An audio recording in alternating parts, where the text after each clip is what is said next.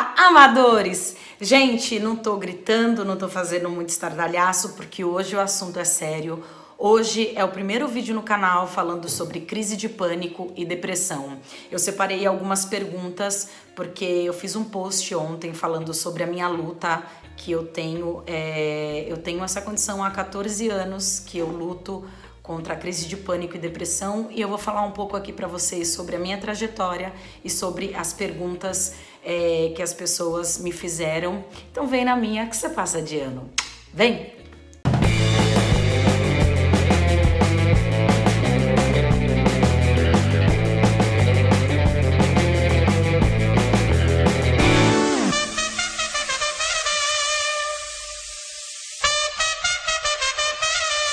Vamos lá, gente, eu vou contar um pouco da minha história e vou falar sobre as perguntas que me fizeram. Eu tive crise de pânico a primeira vez, eu tinha 19 anos, foi em 2004. Eu estava voltando de São Paulo, eu morava em Sorocaba na época, e eu escutei um estouro no meio do caminho. Eu tava no ônibus, no Cometa, e eu escutei um barulho no meio do Rio Tietê. E aquilo disparou. Na verdade, eu tava vindo já num processo estressante na minha vida, que era...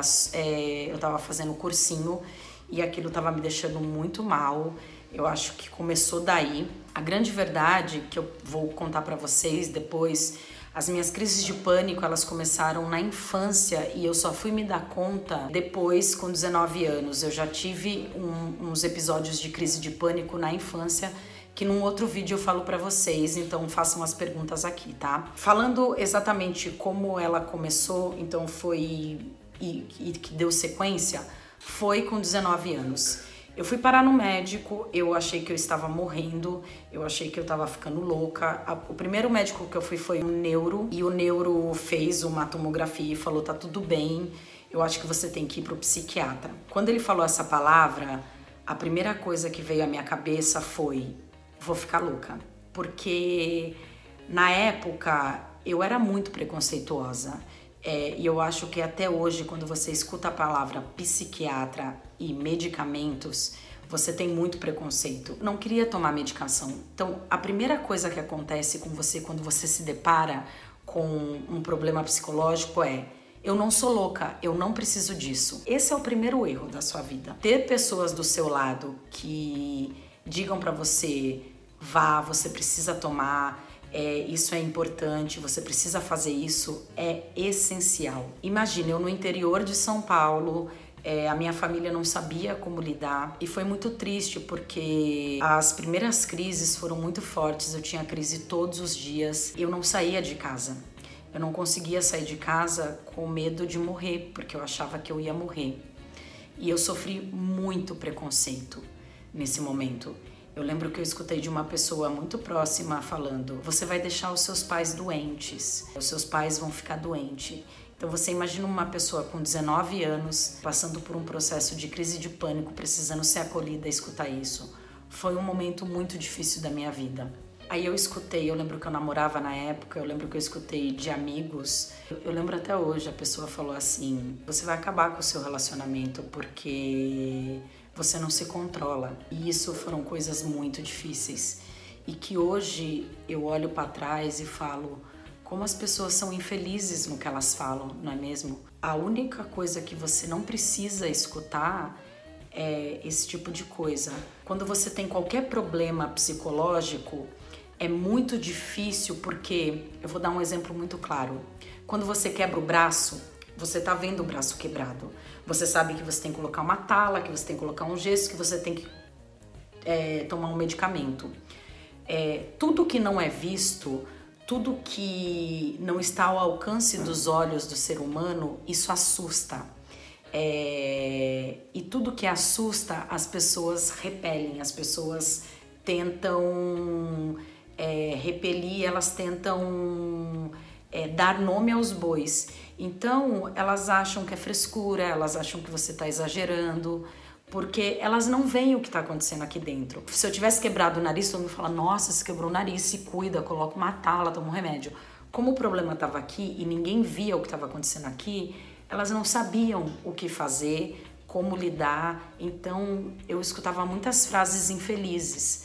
e que tudo bem hoje, mas eu tô fazendo esse vídeo justamente para que, se você tá passando por esse problema, você mostra para as pessoas que estão perto de vocês, para elas não cometerem esse erro de falar coisas que vão te machucar, porque a pessoa tá muito debilitada emocionalmente. Eu tive esse preconceito, eu não queria tomar remédio, porque a primeira coisa que você pensa é: vou ficar viciada.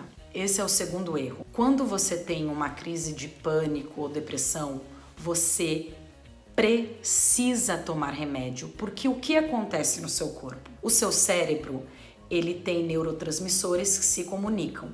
Eu posso estar falando alguma besteira, eu estou só replicando o que uma médica psiquiatra me falou, tá? Se algum médico estiver assistindo e eu estiver falando alguma besteira, por favor, me corrija, tá? O cérebro, ele tem neurotransmissores que se conversam. Quando você tem alguma crise mental, esses neurotransmissores, eles não se comunicam. Tem uma disfunção química no seu organismo que ela precisa ser equilibrada novamente. Então, para que esse equilíbrio consiga acontecer, você precisa tomar medicação. É que nem quebrar o osso. Para você colar o osso, você precisa colocar o gesso, a tala, para que ele cole. Para os neurotransmissores voltarem a se comunicarem, você precisa tomar um remédio para eles voltarem a ter equilíbrio. Isso foi o que eu aprendi durante esse tempo. Esse foi o primeiro processo que eu tive de ter medo, de não querer tomar. Comecei a tomar medicação. Quando você toma a medicação, gente, a medicação não faz um efeito imediato. Não é você tomar e no outro dia você tá bem. É um processo longo. Se eu chegasse para Francine de 14 anos atrás e falasse: daqui 14 anos você ainda vai estar se tratando e tomando medicação, eu ia enlouquecer. Porque é um trabalho contínuo que você precisa fazer com a medicação e com a terapia. Não adianta você só tomar remédio, isso é muito sério. Você precisa trabalhar a sua forma de pensar, você precisa se autoconhecer. Para quê? Para você saber quando a crise está chegando, para você saber o porquê chega a crise, para você se entender. Hoje em dia eu sei porque as crises vêm. Tem dia que a crise vem e você não controla, mas a maioria das vezes eu sei porque ela chegou. Então isso é essencial, o autoconhecimento. Então não adianta você só tomar remédio, você precisa fazer um trabalho psiquiátrico e psicológico junto. Eu passei por terapeuta, eu passei por psicólogo. O que bateu pra mim e que eu estou até hoje é análise. Eu faço psicanálise voltada para Lacan. Foi o que eu mais me identifiquei. Cada um se identifica de uma forma. Então eu acho que é uma maneira de você também se conhecer, saber qual a melhor análise para você. Outra coisa que é muito importante é: nem sempre a medicação que você toma vai dar certo no começo. Você vira um rato de laboratório. Por quê? Cada corpo age de um jeito. Eu, ao longo desses 14 anos, já tomei muitos medicamentos, inúmeros, porque você toma um, o corpo não reage bem, você toma outro, o corpo reage bem durante um tempo e depois para. Você sempre tem que estar tomando medicações diferentes até seu corpo ficar bem. Às vezes o corpo ele não quer mais aquele medicamento, você tem que trocar. Isso é normal, não se assuste, isso é super natural. Para esse vídeo não ficar muito longo, eu vou falar quais são os sintomas que você tem da crise de pânico e da depressão. Vou ler as perguntas aqui e responder, e num próximo vídeo eu posso me aprofundar mais sobre isso. Então eu preciso muito da ajuda de vocês, das perguntas de vocês, o que vocês querem saber. Então deixem as perguntas aqui para vocês saberem o que vocês querem saber da minha trajetória, como foi, o que mudou. Então vamos lá. A crise de pânico, gente, é uma crise que você acha que vai morrer. O que acontece? O cérebro manda adrenalina pro coração, o seu coração dispara, você começa a suar frio, a sua pupila dilata, você começa a ver tudo turvo, você tem a nítida sensação que você vai morrer naquele momento, te dá falta de ar, você vê tudo embaçado, você precisa estar num lugar seguro. Se você está num lugar com muita gente, você tem a necessidade na hora de sair.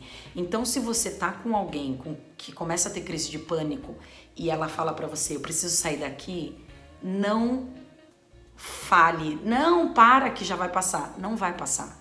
Tire ela daquele lugar com a maior calma e fala, claro, vamos sair. Faça tudo que aquela pessoa falar. Se a pessoa falar, por favor, me leve e jogue uma água fria na minha cara, faça isso. Faça o que ela te pedir. Tente ao máximo deixá-la segura, porque é isso que vai acalmar ela. Converse com ela, tente tirá-la do foco da crise, mas não seja invasivo. A crise de pânico é um descarrego de adrenalina no corpo. O corpo entra num estado de alerta, mas é como se fosse um botão quebrado. Ele acontece em qualquer momento. Fatores externos podem te dar crise de pânico. E o que é muito sério é que pessoas com crise de pânico acabam tendo fobias sociais. Por exemplo, eu tenho algumas fobias que eu criei a partir da crise de pânico. Eu tenho fobia de avião, eu tenho fobia de velocidade, eu não consigo dirigir um carro na estrada. Eu dirijo muito bem na cidade, mas na estrada eu não consigo, me dar fobia, porque a alta velocidade eu acho que eu vou morrer. É uma luta diária que você tem que trabalhar para você ir vencendo esses obstáculos. Eu espero que vocês estejam entendendo, porque eu tô falando muitas coisas ao mesmo tempo, é porque o assunto é muito profundo, eu posso me aprofundar em cada tópico se vocês quiserem. A crise de pânico, a sensação é essa. A pessoa ela fica agressiva porque ela fica tensa, ela tem muito medo de morrer, ela dura de 5 a 15 minutos a crise. Tem a nítida certeza que ela vai morrer. Ela não consegue se expressar, ela não consegue falar pra você, olha, tá acontecendo isso. Ela não consegue falar. Tá acontecendo tanta coisa aqui dentro que ela não consegue botar pra fora.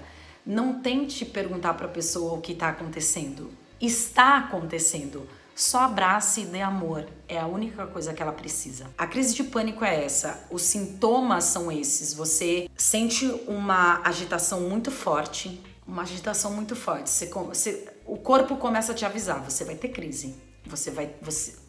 Eu tô estressado. Vai acontecer alguma coisa ruim vai acontecer. De repente faz um gatilho assim. Tum. Quando vira esse gatilho, na hora o coração começa. Começou o coração, a pupila dilata, você começa a suar frio, você começa a ver tudo turvo, você tem a nítida sensação que vai morrer. É uma das piores sensações do mundo. Eu não desejo isso para ninguém na minha vida. São de 5 a 15 minutos, são os piores minutos que você pode sentir na tua vida. E a crise de pânico, ela nunca vem sozinha, não é mesmo? Porque ela tem uma amiguinha chamada depressão, queridos.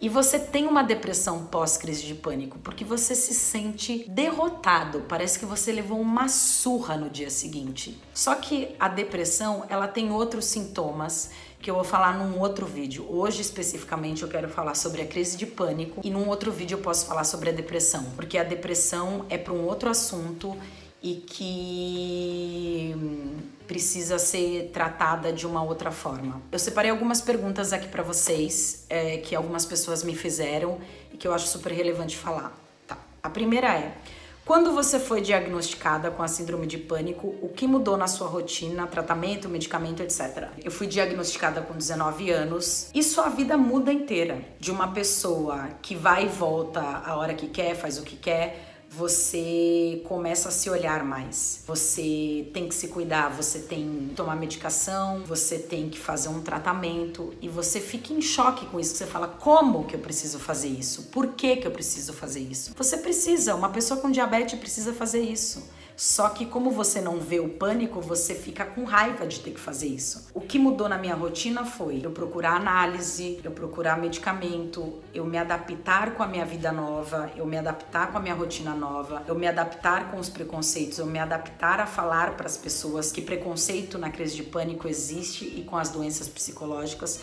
E isso é um outro assunto que eu vou falar para vocês. Se vocês sofreram algum preconceito, comentem aqui também que eu vou fazer um vídeo sobre isso. Então a sua rotina muda, depois você se acostuma e fica tudo bem, mas no primeiro momento é difícil, porque vai mudar, é normal, como quem tem problema com glúten vai ter que parar de comer glúten, vai mudar toda a sua rotina. É normal. Tudo que é diferente do que você está acostumado a fazer vai te dar um choque no primeiro momento, depois fica tudo tranquilo. O que fazer e o que não fazer para ajudar alguém com uma crise de pânico? O que você sente durante uma crise? É comum não conseguir explicar na hora o que está acontecendo? Nossa, essa pergunta é muito boa. O que fazer? Deixar a pessoa livre para ela escolher o que ela quiser fazer. Lógico que não se jogar de uma janela, óbvio. Mas se ela falar, por favor, me tira daqui, tira ela. Por favor, me joga água fria, joga água fria. Por favor, me dá chocolate, dá chocolate. O que ela te pedir, faça com o maior amor. Se ela falar, eu não estou bem, você pode me ajudar? Ajude. O que a pessoa precisa quando ela tá tendo crise de pânico é amor. É saber que ela tem com quem contar. Se ela tá em pânico e ela sente que tá sozinha, só piora. Só piora a crise. É como se a crise é ótimo, se a crise se potencializasse. Então, o que ela te pedir, faça, porque vai ser a melhor coisa para você poder ajudar alguém com crise de pânico, tá? O que não fazer? Tudo isso que eu falei. Se a pessoa falar, me dá uma água e você falar, não, você não pode tomar água, toma um suco, cagou, você já cagou tudo, já fudeu com a pessoa. Não tentar impor coisas pra ela. Por exemplo, a pessoa tá se sentindo mal, tá num lugar abafado e ela quer sair. E você querer impor, espera um pouquinho. Não, ela não tem como esperar, ela tá passando mal, ela tá achando que tá morrendo. Se ela tivesse desmaiada, você não ia falar, espera um pouquinho. A grande questão da crise de pânico é que as pessoas não validam o que tá acontecendo aqui. Valide o que a pessoa está te dizendo, porque o que está acontecendo aqui está acontecendo no corpo dela. Então, tudo que ela te fala, valide. Se ela falar, eu preciso sair daqui agora, valide e saia. Se ela falar, eu estou passando mal, preciso de você agora. Agora, porque não é visível. Então, tudo que não é visível as pessoas não entendem. Essa é a grande questão. Se ela tivesse desmaiado, na hora você ia levantar ela. Então, fique com essa imagem. Se ela falar, eu preciso sair daqui agora, imagina que ela esteja desmaiada. Essa é a imagem, tá bom? Desenhei. O que você sente durante uma crise? Que você tá morrendo. Imagina você sentir que a morte tá chegando. Tá bom pra você essa explicação? A morte chegou, como lidar? É isso. É super comum. Quando a pessoa tá tendo... nossa, deixa eu abrir essa janela, pode ser que tenha um barulho, mas senão eu vou morrer assado. Olha o bigode de suor. Estão vendo? Nossa senhora. As tetas. É comum não conseguir explicar na hora o que tá acontecendo? Super comum. Quando a pessoa tá em crise de pânico, ela não consegue falar. E às vezes ela não consegue falar quando a crise tá chegando. Quando a crise tá chegando, ela tenta se esquecer da crise pra não poder falar. Porque o que acontece no cérebro da pessoa? Ela tem que lidar com a crise, com o medo de morrer, e com as pessoas que estão à volta dela. Então ela tem pavor disso acontecer. Então às vezes ela não fala, ela não quer falar que tá passando mal para as pessoas não atrapalhar o outro. Então ela tem que tomar conta dela e tomar conta do que o outro vai pensar. Isso é muito difícil, gente, e a gente passa por isso. Então é isso que passa na cabeça da pessoa. E quando ela tá tendo a crise, ela não consegue explicar. Então, o que eu posso dizer pra vocês é o seguinte, ela tá achando que tá morrendo. Só pergunta, o que você precisa? Você quer água? Você quer um abraço? Você quer sair daqui? Faça perguntas calmas, devagar, faça que a pessoa se sinta acolhida, não gruda nela, não tenta abraçar, não tenta deixar ela sufocada. Tenta conversar, tirar o foco dela, fala... Tenta puxar um assunto, falar aí como que eu posso te ajudar, como foi seu dia. Tentar tirar o foco dela da crise, desfocar ela daquela sensação, entendeu? Isso é a melhor coisa. Quais são os primeiros sintomas? Como você descobriu? Como eu disse no começo do vídeo, os primeiros sintomas são muito bagunçados. Você tá numa extrema ansiedade, o seu coração dispara, você começa a suar frio, seu olho fica turvo, você tem a sensação que tá morrendo. Então, se você teve esse primeiro sintoma, vai ao médico, relata o que aconteceu, vê se isso é recorrente, porque às vezes é só uma estafa e você teve um episódio solo e às vezes ele pode começar a acontecer recorrente. Então, olha com carinho, vê se foi só um episódio ou se ele vai voltar a acontecer. Para que serve o medicamento? Bom, o medicamento, gente, ele serve para equilibrar a disfunção química que acontece no seu corpo. Por exemplo, você tem uma gastrite, você tem uma disfunção química no seu estômago, cria um ácido que queima a parede do seu estômago. Você precisa tomar um remédio para equilibrar o pH do seu estômago. O medicamento serve para equilibrar a conexão dos neurotransmissores. É isso. Ela ajuda a regular a química do seu cérebro. É para isso que serve a medicação. É como qualquer outro medicamento para qualquer outro tipo de doença. É simples. E as pessoas falam, eu vou ficar viciada. Gente, você prefere tomar remédio a vida inteira e ficar bem? Ou você prefere tomar o remédio e parar e daqui a pouco começar a ter uma crise pior? Então não tenha medo de remédio psiquiátrico, gente. É um remédio como qualquer outro. Uma pessoa que tem diabetes tem que tomar remédio a vida inteira. Então acabou. Para com esse preconceito de tomar remédio. Remédio serve para te ajudar. Não fica com medo nele, não. Para de ser amador aí, querido. As pessoas se afastam? Tem preconceito? Sim, as pessoas se afastam. Sim, as pessoas têm preconceito. Eu vou fazer um vídeo só sobre isso. Mas quando as pessoas veem que você tem crise de pânico e não sabe lidar, elas somem. Muita gente some, muita gente acha que você está com frescura, muita gente acha que você exagera. Nossa, porque você exagera, nossa.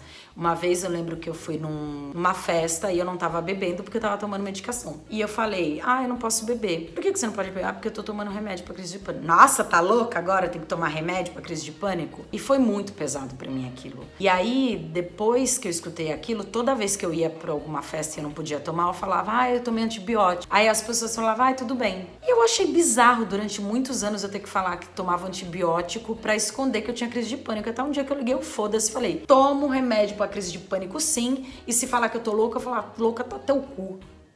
Gente escrota. As pessoas são muito escrotas, as pessoas não entendem e falam muita merda assim. E se falarem merda pra você, só me dá um nome. Só me dá um nome que eu toco um tambor, a pessoa cai na hora, não tiver. Então é isso, essas foram as perguntas. Teve muitas outras, mas pro vídeo não ficar muito longo, que ele já ficou, eu queria falar um pouco, trazer um pouco, abrir essa conversa aqui no canal com vocês e ser uma troca, pra gente trocar, a gente conversar e a gente saber que estamos juntos e que isso é uma batalha e ela é diária e a gente conversando a gente pode melhorar juntos e eu acho isso super importante. Se esse canal tá aqui é pra ele modificar de alguma forma, fazer alguma coisa importante na vida de alguém. Fiquei muito feliz pelos comentários que vocês colocaram na minha foto no Instagram. Se alguém não segue lá, eu fiz uma postagem porque ontem eu passei mal e eu fiz uma postagem dizendo sobre a crise e foi muito lindo ter escutado tudo aquilo, muita gente se abrindo, gente que falou que tomou coragem de se abrir por conta do meu post. Tá aqui, é Francine Souza, @oficial. Obrigada pelo apoio, obrigada pelo carinho. Eu espero ter ajudado vocês com esse vídeo e tudo que vocês quiserem saber, coloquem aqui nos comentários que eu vou fazer muito mais vídeos sobre isso, tá bom? Um beijo, fiquem com Deus e eu vou pra finalização do vídeo agora. Amadores, eu espero que vocês tenham curtido esse vídeo. Eu vou falar muito mais sobre crise de pânico, sobre depressão e parar com essa caralha desse preconceito, dessa estigma... não sei como se fala. Tirar esse preconceito real, porque isso é uma doença, isso é normal, todo mundo tem não, né? Graças a Deus que não é todo mundo que tem. Mas que isso é comum e vamos tratar isso com normalidade, porque as pessoas precisam de ajuda e eu acho que se todo mundo se ajudar, a vida é muito melhor, tá bom? Então é isso. Aqui do lado tem uma playlist do canal, essa carinha linda, você se inscreve no meu canal, curte, comenta, compartilha o Deixa de Ser Amadora sobre crise de pânico e depressão. Tá ficando por aqui. Tchau!